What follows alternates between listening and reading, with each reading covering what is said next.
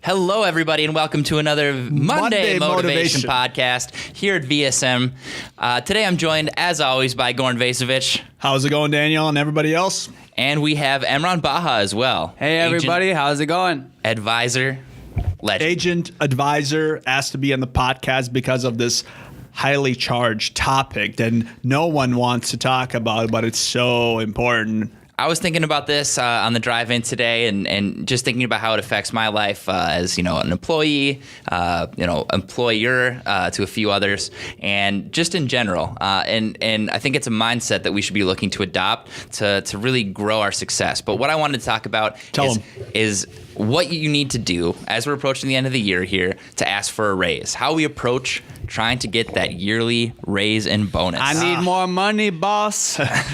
That's one way to go about it. How'd that make you feel as an employer, Goran? Denied. Stamp comes out, denied. I actually do a little bit better. I put a video together, make it sexy, put it on social media, YouTube, and just say denied. With the stamp still on the video? There's gonna be a video. It's gonna be all kinds of stuff. Yes. Yeah. So my point and what I was thinking about, because I had someone approach me asking how they should go about getting their raise for the year. My thought was pretty simple. You shouldn't ask for a raise. You should have earned your raise. Grant Cardone hitting exactly. And I like that. The reason's very simple, right? You as my employer, Goran, if I want you to give me more money, I need to provide more value than what I'm being paid for, right? Grant Cardone. Yeah, of course, man. It just makes sense. And I have these discussions, and around this time of the year, many people all the time, and it's not that I don't want to pay anyone more. I want to overpay everyone, and everyone that is an employee or a contractor.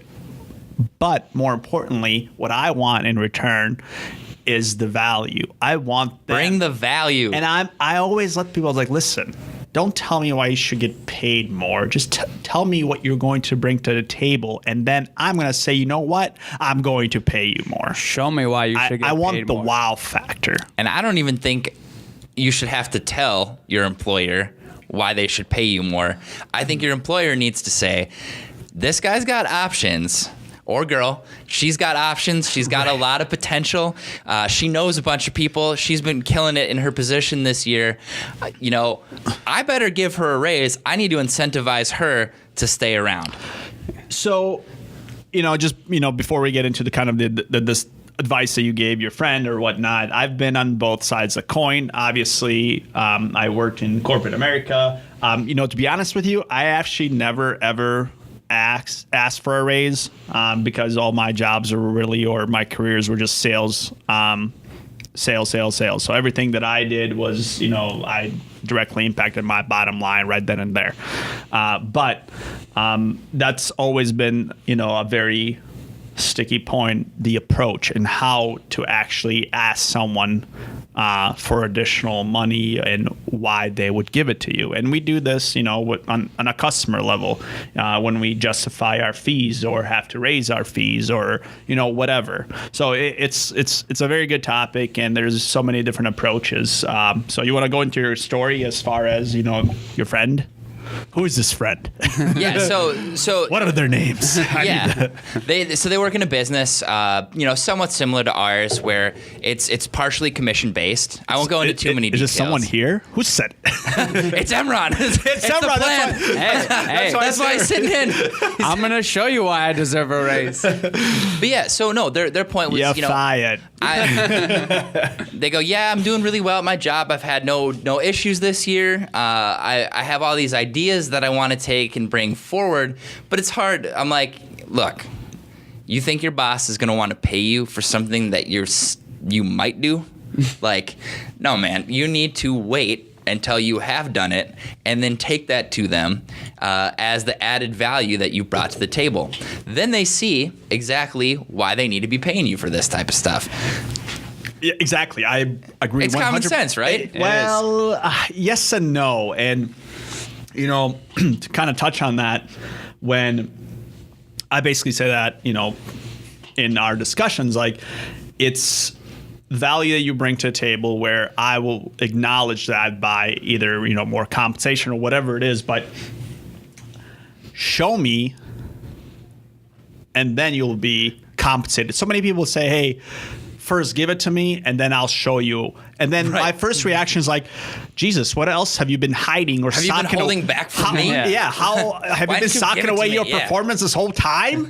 It's like, why would you do that? You wouldn't do that. If you have something that could help me grow my business immediately and also help you, come with it right away, ASAP. And to me, it's just common sense, and I think a lot of times when we're approaching it, I'm sure there's a lot of people listening right now who are like, screw this guy. He's telling me that I shouldn't get a raise because they're not ready to just give it to me to hand down. And it doesn't always fit in some corporate type situations. There are difficulties with it.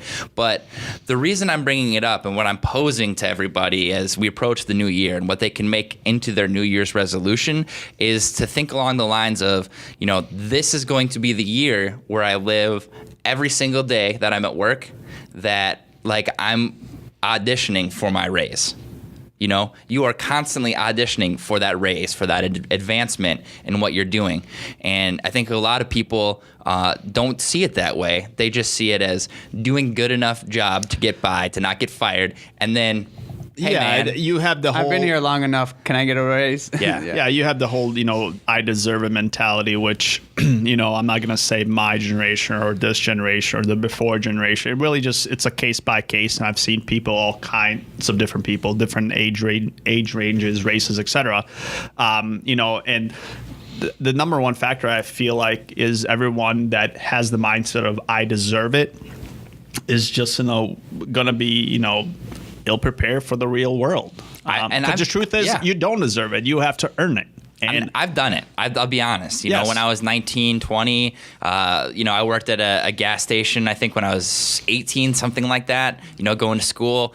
And I didn't deserve anything. And I realize that now. But at the time, you just put in what you have to get by. But I'm just telling you, like, it's hard and it takes more work, but that's the whole point of everything that we do. We need to work to make ourselves better. That's why we listen to podcasts, why we read books, why we show up early, leave late. And ultimately, in the long run, it's for your benefit to not have the hey, I deserve mentality, I want to earn it. But then when you do earn it, you bring the value. And the value is really what's going to carry you into the future and the rest of your career, where you have this mentality of I'm going to just be creating and bringing this immense value to anyone and everyone. And the money, guess what, will follow.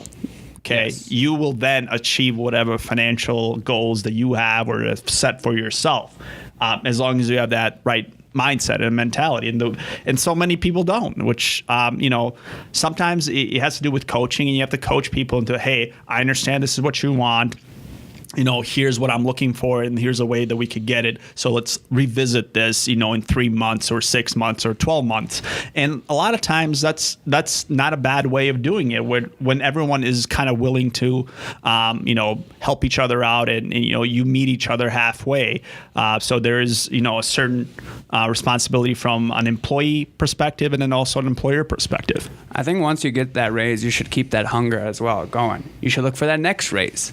And then you don't want them to snatch that from you. Yeah, you don't want to be the most overpaid loser at the office who they take. When it's time to trim the budget a little bit, they go, okay, this guy used to do a lot, but now he doesn't do anything. Yeah. Well, don't get comfortable.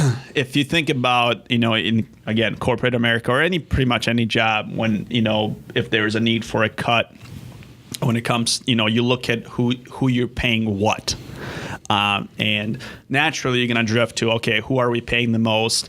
And, can we cut them? The natural question is, well, what value did they provide? If you're paying somebody, let's say, top line of $200K a year, and you're like, let's cut them. And then, but oh man, John Smith, he brings so much value to the table that we can ask him maybe to take a pay cut, but we definitely need him to function, right. and be in business. So people will look at you, everyone will look at you, including your employee, in a whole different light when they associate you with value and not a dollar figure. Yeah, and being indispensable is indispensable to your security, your safety. I believe people know this. You just got to apply it. And and I'll just tell you right now, if you're asking, am I indispensable at my company? Am I doing what I need to do to get by? You're probably not. I'll tell you right now, because you'll know it. Like, people will tell you. You'll know that you are the person that people look to, and opportunities will continue to go your way.